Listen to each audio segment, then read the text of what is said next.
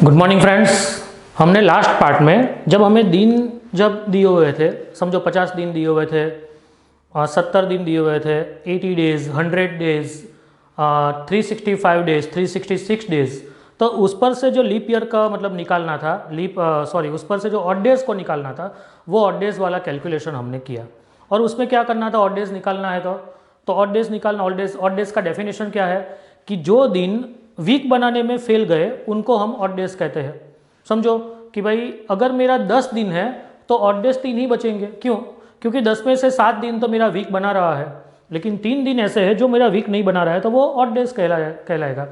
तो ये अपना कैलकुलेशन था और वो हमने कैलकुलेशन किया था डेज पे।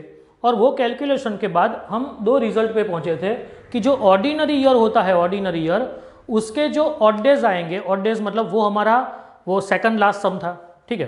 तो वो ऑर्डिनरी ईयर का जो ऑड डेज आता था वो 1 आता था 365 डेज के 7 से डिवाइड करने के बाद जो रिमाइंडर बचता था वो 1 बचता था। जबकि लीप ईयर में जो ऑड डेज आते थे वो 2 आते थे, ठीक है, क्योंकि वहाँ 366 दिन मतलब एक दिन ज़्यादा हो जाता था। हमें ये याद रखना है, हमें याद ऐसे रखना है। समझो हम कैसे याद रखेंगे, ऑर्डिनरी ईयर हो या लीप ईयर हो, ऑर्डिनरी ईयर हो या लीप ईयर हो, दोनों के 1 ऑड डे तो आएंगे ही। ऑर्डिनरी ईयर होगा तो भी 1 ऑड डे आएगा, लीप ईयर होगा तो भी 1 ऑड डे आएगा। लेकिन याद ये रखना है कि लीप ईयर में 1 ऑड डे ज़्यादा आएगा, क्योंकि लीप ईयर में टोटल कितने ऑड डेज है? 1। तो हम कैलकुलेशन ऐसे करेंगे कि समझो ऑर्डिनरी ईयर हो या लीप ईयर हो, कोई भी ईयर हो, 1 ऑड डे तो आएगा ही, 1 तो आने ही वाला है, 1 ऑड डे तो आएगा ही। लेकिन लीप ईयर में 1 ऑड डे ज़्यादा आएगा, 1 ऑड डे ज़्यादा आएगा। याद ऐसे रखना है, ऑर्डिनरी ईयर या लीप ईयर दोनों में 1 ऑड डे तो फिक्स ही है, लेकिन लीप ईयर में 1 ऑड डे ज़्यादा है, क्योंकि लीप ईयर में 2 आते हैं 366 डेज के कारण, ठीक है। आज हम काम करेंगे number of odd days from given years. हमें ईयर्स दिए हुए हैं, उन पर से हमें ऑड डेज निकालने हैं। तो मैं आज आपको ये 6 सम करवाऊंगा और ये ट्राई योर सेल्फ मतलब कि आपको होमवर्क में ट्राई योर सेल्फ आपको खुद को करना है, बराबर, TYS। वो 2 सम आपको करने हैं, वो आप करना, और जो भी आंसर आए वो आप कमेंट में बताना, ठीक है। तो आज का जो सम है, आज के जो फर्स्ट सम है 40। देखो अब ये 40 है, तो 40 एक्चुअली क्या है, तो 40 ईयर्स है, total 40 years, not 40th year, सिर्फ 40वां साल नहीं, टोटल 40 साल, ठीक है। तो ये 40 ईयर्स के ऑड डेज कितने, तो 2 तरीके से कर सकते हैं। एक तो 40 ईयर्स टोटल मल्टीप्लाई बाय 365 करो तो वो टोटल डेज आ जाएंगे, और लीप ईयर है उसके इतने दिन अंदर प्लस करो कि जितने लीप ईयर है उसके 1 दिन ज़्यादा आएंगे, क्योंकि हमने तो डायरेक्ट 365 किया, कहीं 366 भी होंगे, तो वो प्लस करो और जो फाइनल आंसर आए उसको 7 से डिवाइड करो। लेकिन वो मेथड थोड़ा डिफ़िकल्ट है। डिफ़िकल्ट क्यों है? क्योंकि बहुत लेंदी है। तो इजी मेथड क्या रहेगा, तो इजी मेथड ये रहेगा, ये वाला, ऑर्डिनरी ईयर हो या लीप ईयर हो, कोई भी ईयर हो, कोई भी साल हो, 1 ऑड डे तो आएगा ही। तो ये 40 साल है तो 40 साल के 40 ऑड डेज तो आएंगे ही, ये तो फिक्स हो गया, 40 साल के 40 ऑड डेज तो आएंगे ही। अब क्या करना है, तो ये जो 40 साल है, पहले साल से लेके 40 साल, उसमें लीप ईयर कौन कौन से हैं, तो उनके 1 ऑड डेज ज़्यादा आएंगे, क्योंकि उनके तो 2 आते हैं। तो एक तो यहाँ कैलकुलेट हो गया, 40 साल के 40 ऑड डे में वो लीप ईयर भी आ गया, ठीक है। लेकिन जो एक्स्ट्रा 1 दिन है लीप ईयर वाला, ठीक है, तो वो 1 दिन अंदर ऐड करना है। तो वो ऐसे कितने दिन ऐड करेंगे, मतलब ऐसे कितने लीप ईयर होंगे, तो देखो लीप ईयर तो हर 4 साल में आता है, तो 4, 8, 12, 4, 8, 12, 16, 20, 24, 28, 32, 36, 40। तो 40 सालों में टोटल लीप ईयर आएंगे 4 + 3 7 + 3 10 लीप ईयर्स आएंगे, तो उनके 10 ऑड डेज ज़्यादा होंगे। क्यों? क्योंकि लीप ईयर में 2 ऑड डेज होते हैं, ठीक है। तो एक ऑड डेज का कैलकुलेशन तो यहाँ पे हो गया और एक यहाँ पे हुआ, मतलब हर एक लीप ईयर के 2 ऑड डेज तो आ गए, एक यहाँ के कैलकुलेशन में आ गया और एक यहाँ के कैलकुलेशन में आ गया। और ऑर्डिनरी ईयर का तो एक ही ऑड डे है तो वो यहाँ आ गया, ठीक है। 40 साल के 40 ऑड डेज, मतलब उसमें ऑर्डिनरी भी आ गया, लीप भी आ गया, और लीप ईयर के एक एक ऑड डेज ज़्यादा तो उसके 10 एक्स्ट्रा, क्यों? क्योंकि 10 लीप ईयर्स है, ठीक है। तो टोटल ऑड डेज आए 50, लेकिन हमारा कैलकुलेशन क्या कहता है कि ऑड डेज जो है ना उसका आंसर कंपल्सरी लेस देन 7 होना चाहिए। तो क्यों लेस देन 7 होना चाहिए? क्योंकि हम 7 से डिवाइड कर रहे हैं, रिमाइंडर तो 7 से कम ही बचेगी, ठीक है। तो वो लेस देन 7 होना चाहिए, मतलब ये जो 50 है वो नहीं चलेगा, तो 50 को मुझे 7 से डिवाइड करना पड़ेगा। तो क्या आएगा? 7 7 ज़ा 49, तो 1, तो यहाँ पे मेरा ऑड डेज बना 1। ये कैलकुलेशन है।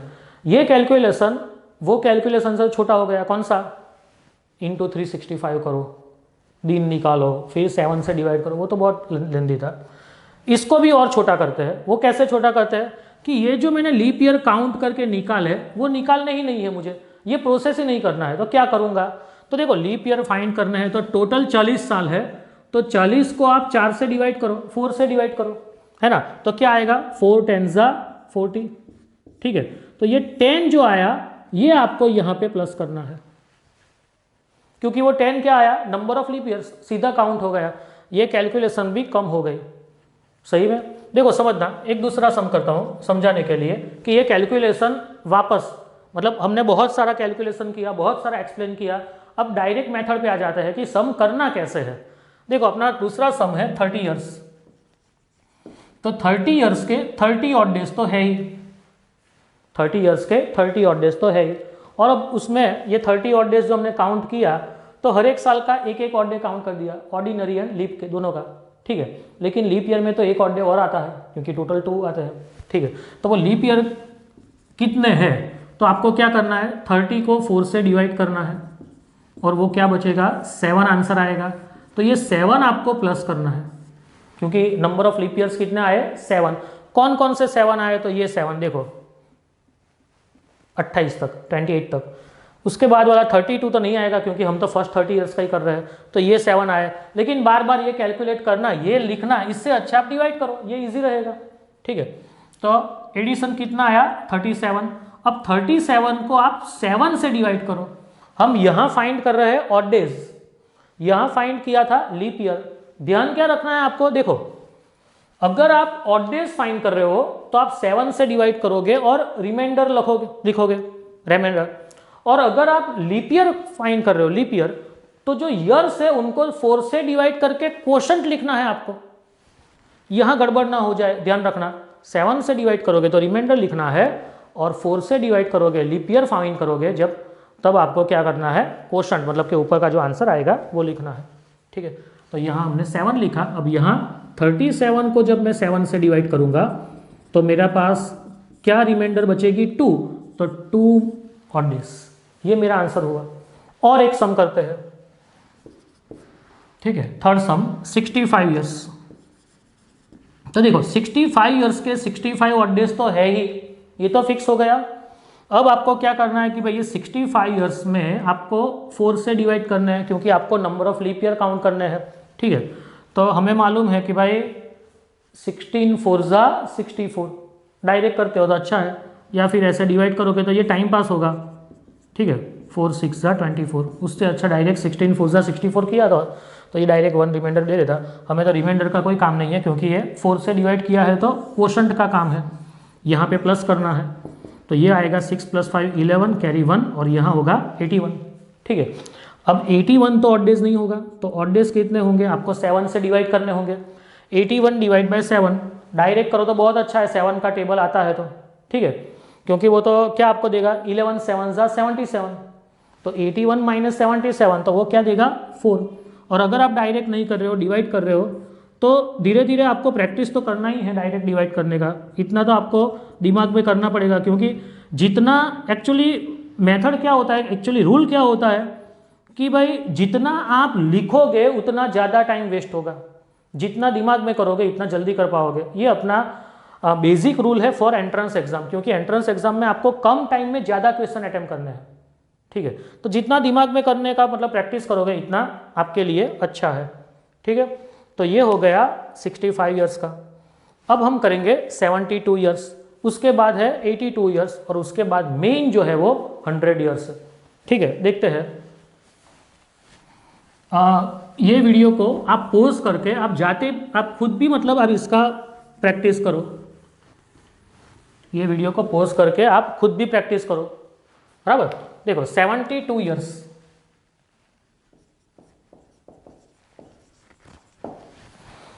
इनके ऑड डेज निकालने हैं हमें, तो क्या करना है, पहले 72 ईयर्स के 72 ऑड डेज तो फिक्स ही है, ठीक है। फिर क्या करना है, लीप ईयर काउंट करना है। लीप ईयर काउंट करना है मतलब आपको 4 से डिवाइड करना है, ओके। तो 4 से अगर डायरेक्ट करते हो तो अच्छा है, कैसे करोगे, 18 4 जा 72, तो डायरेक्ट 18 आएगा।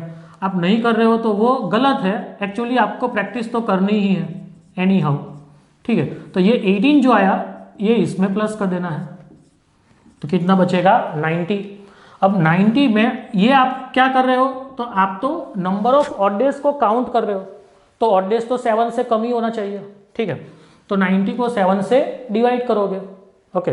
तो कैसे करोगे, डायरेक्ट करते हो तो अच्छा है, 12 7 जा 84, 90 माइनस 84 मतलब 6।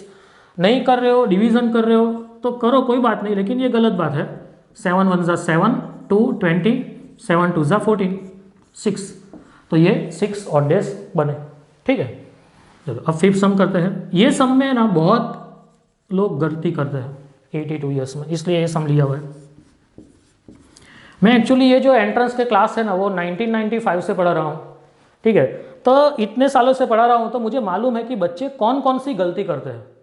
अब कौन सी गलती करते हैं इसमें 82 ईयर्स, तो 82 को जब वो 4 से डिवाइड करते हैं तो वो लोग लिखते हैं 4 2 जा 8 और 0, ये तो डिवाइड होगा नहीं, तो मतलब यहाँ पे वो कैलकुलेशन में 2 लिखते हैं, यहाँ गलती हो जाती है। क्योंकि अपना रूल क्या है कि देखो 4 2 जा 8 किया वो सही है, अब 2 को भी आपको डिवाइड करना है, लेकिन 2 डिवाइड नहीं हो रहा है उसका 0 लिखना है, वो डिवीजन नहीं हो रहा है उसका 0 लिखना है, तो आपका आंसर 2 नहीं आएगा 20 आएगा। और वैसे भी अगर आप डायरेक्ट करोगे 82 को 4 से डिवाइड करोगे ना तो 20 4 जा 80 होगा, 20 4 जा 80, 2 रिमाइंडर बचेगा, वो आप समझ सकते हो, ठीक है। तो यहाँ पे एडिशन क्या आया 102। अब 102 को आपको 7 से डिवाइड करना है, क्योंकि आप ऑड डेज काउंट कर रहे हो।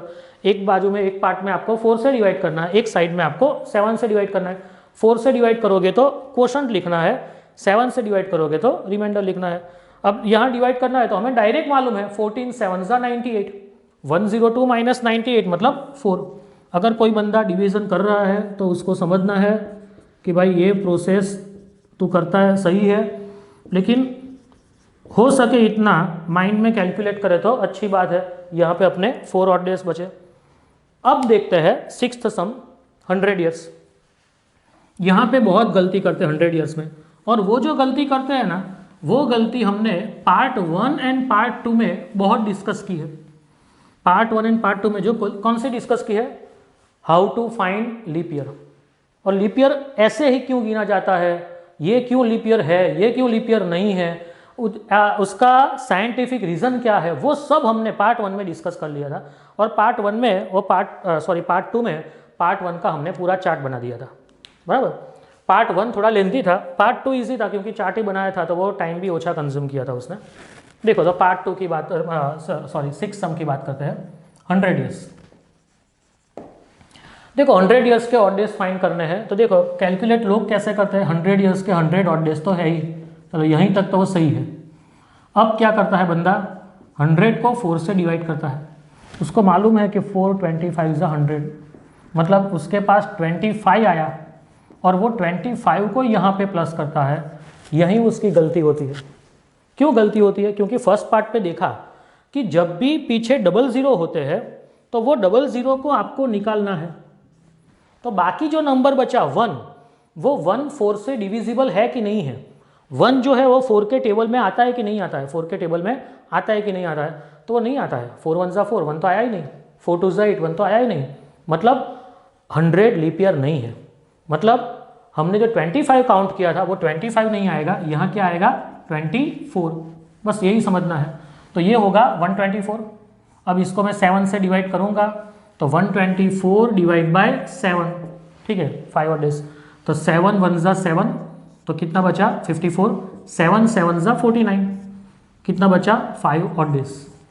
ये आपको समझना है। मतलब आपको ध्यान क्या रखना है कि 1 to 100 ईयर्स में टोटल ऑड डेज कितने आएंगे 5, ये देखो पूरे 100 साल में। सिमिलरली 1012 200 ईयर्स में ऑड डेज कितने आएंगे 5, वही हुआ 100 साल। 2012 300 में ऑड डेज कितने आएंगे 5, वही हुआ 100 साल। क्यों? क्योंकि 300 में डबल जीरो निकाल दे तो क्या बचेगा 3।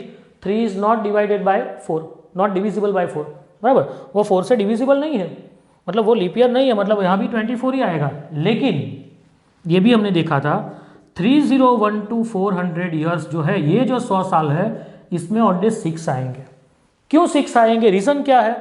तो ये 400 में डबल जीरो निकाल दे रहा, तो जो बाकी जो 4 बचेगा ना इज डिविजिबल बाय 4, वो 4 से डिवाइड हो सकता है, रिमाइंडर 0 बचेगा, डिविजिबल हो सकता है, ठीक है। तो मतलब अगर मैं इसका टोटल करूँ, इसका टोटल मतलब ये पूरे का टोटल करूँ, तो क्या हो जाएगा 1 to 400 ईयर्स, इनमें ऑड डेज कितने आएंगे? तो 5 + 5 10 + 5 15 + 6 21, 1 to 400 मतलब ये सबका टोटल कर रहा हूँ, तो ऑड डेज में भी टोटल हो जाएगा। तो ऑड डेज कितने आएंगे 21, और 21 को अगर मैं 7 से डिवाइड कर रहा हूँ तो रिमाइंडर बचेगी 0, ऑड डेज 0 आएंगे। ये समझना है हमें, समझना ये है कि कोई भी सेंचुरी में अगर काउंट करते हैं तो number of odd days for any century is 5, लेकिन total number of odd days of 4 centuries is equal to 0। 4 century 400 साल मतलब क्या हुआ 4 सेंचुरी, 4 सेंचुरी के टोटल ऑड डेज 0 हो जाते हैं। और हमें क्या समझना है, तो इसका यूज हम कैसे करेंगे तो वो हम नेक्स्ट पार्ट में देखते हैं। लेकिन ये हमें समझना है, कोई बच्चा ऐसा सोचता है कि सर कोई भी सेंचुरी के 5 ऑड डेज थोड़ी है, ये सेंचुरी के तो 6 ऑड डेज है, लेकिन वो कैलकुलेशन में नहीं आता है क्योंकि वो टोटल 0 में ही चला जाता है। कैलकुलेशन में ये 3 ही बचते हैं, और वो क्यों होता है वो हम नेक्स्ट पार्ट में, नेक्स्ट नहीं लेकिन उसके बाजू वाले पार्ट में, मतलब पार्ट 6 में डिस्कस करेंगे, ठीक है। Thank you very much.